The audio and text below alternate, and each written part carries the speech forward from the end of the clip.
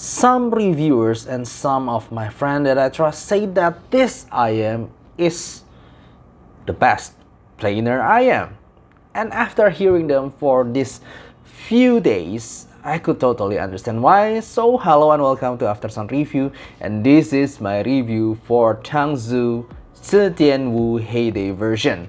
First of all, thank you for your hobby shop for providing me with this review. And if you are living in Indonesian and you want to buy this, I give you the link in the description below. And just like usual, I will break down this review from the build, fit, frequency response, sound, and comparison. I believe the housing is made of metal, but maybe aluminum. I'm not really sure because it's all made of metal, but it somehow feels kind of light in weight. So it's not as heavy as the Tangzu Oxygen or the SIMGOT EA500. It feels lighter even though it's bigger than Oxygen or EA500. It's all made of metal, and you have these 2-pin connectors. And oh, I also like this somehow kind of traditional pattern on its faceplate. And they are using 2-pin connector with this bluish cable. I honestly don't really like this color combination. I think, yeah, it's just bizarre for me. But the cable itself is actually nice, and it does feels kind of premium.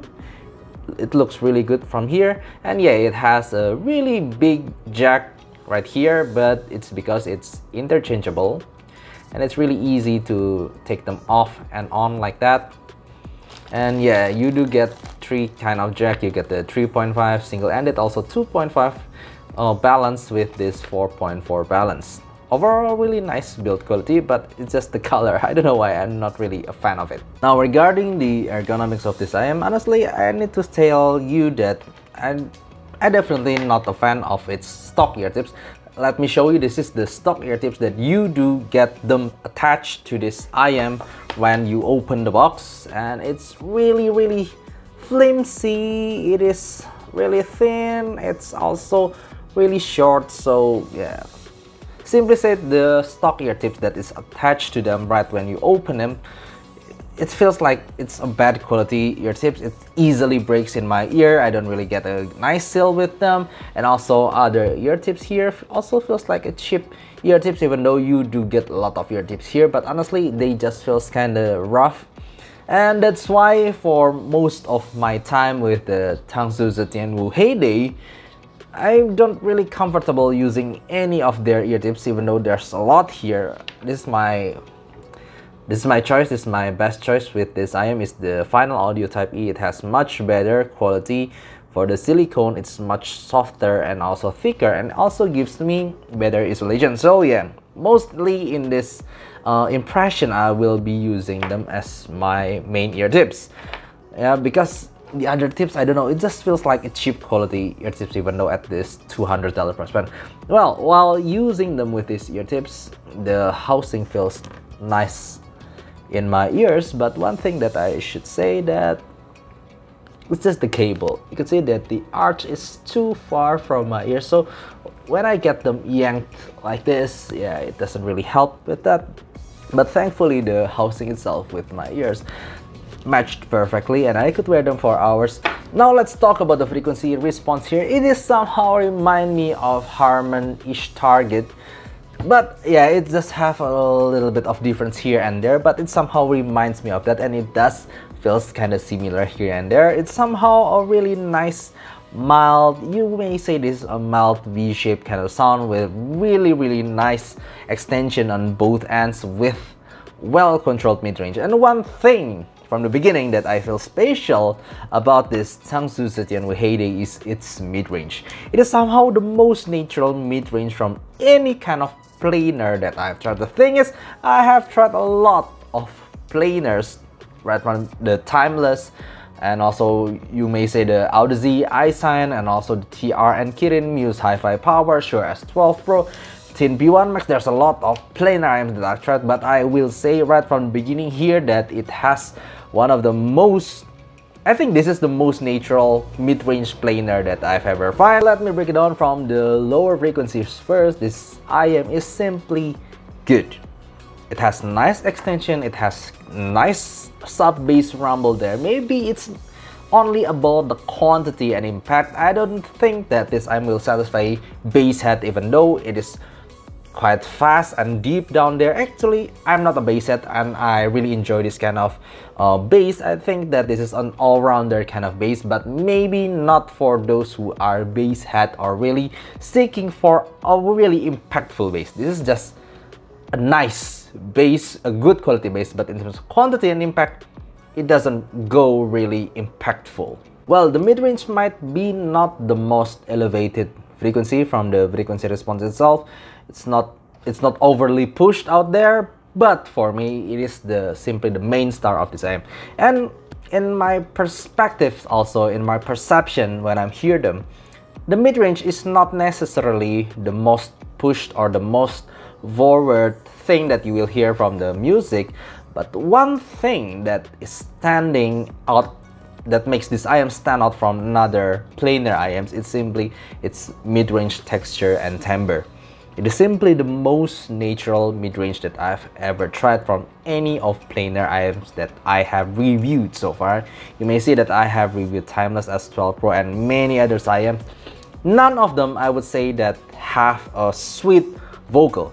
But this IM, this planar IM, has that sweet and tempting vocal that makes that romantic kind of vocal when you're hearing Joyce or any other female vocalist or Dinah Krall. It just simply said it's the most natural and sweet vocal from any planar IMs that I've ever tried, but it also maintains a planar-ish kind of detail and also clarity. It's just really a unique kind of vocal that I've ever tried for this price point, but it does stand out, even though the frequency and the positioning of the vocal itself is not really forward, but the texture, timbre, and yeah, just the feels of the vocal, it's really different from any other vocals from any planar that I've ever tried before.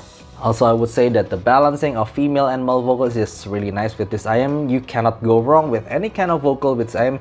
Maybe it's just because of that sweetness and also that maybe that softness from the timbre of the planar itself, it doesn't go really fierce, I would say. So some vocalists, like for rock music, I do feel that it lacks some kind of bite in their vocals. It's not harsh enough, it's not rough enough, it's not fierce enough in their vocal. But for any other type of music rather than that needs kind of fierce vocal, if you're listening to jazz music, if you're listening to pop or acoustic music, it's just perfect. It's just really nice with them. It just doesn't suit rock music really well. Now, also the treble is nicely extended into the upper treble section, but it never goes harsh and it never goes really dark. It is smooth with just enough air and enough bite to make everything sounds natural and proper. But here's the thing, I do feel that this IM is lacking some bite in the treble section, especially when I'm hearing something like the Lindsey Stirling's violin. In her music, there are a lot of moments that you want to hear that violin bites when she play that strings. I don't think that is really portrayed well in this Tangzu Zetian Heyday. It just feels smooth, and also yeah, you do get that extension, but the bite and impact of the treble is kind of lacking here. So regarding the tonal of this Tangzu Zetian Heyday, I would say that it is simply special because it has that kind of smooth, kind of laid back-ish kind of tonality to it, but it maintains a clarity and also detail level of a planar IM. And yeah, the technical level of this IM is simply great. It's just up there with the Timeless or the Shure S12 Pro. The details and separation level, also clarity and resolution is at that point. But one thing that I do think that this IM also has better compared to the other is the soundstage. It has really good soundstage with good depth and 3D quality with them.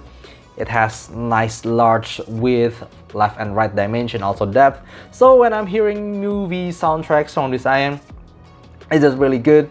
But yeah, again, it lacks a little bit of impact and bite for me. But in terms of overall technical, I do hear every instruments nicely with this Tangzu Zetian Heyday. Even though, here's the thing that is also special. The thing is, I've tried the P1 Max, the Thin P1 Max is also have that kind of almost dynamic driver-ish timbre to them.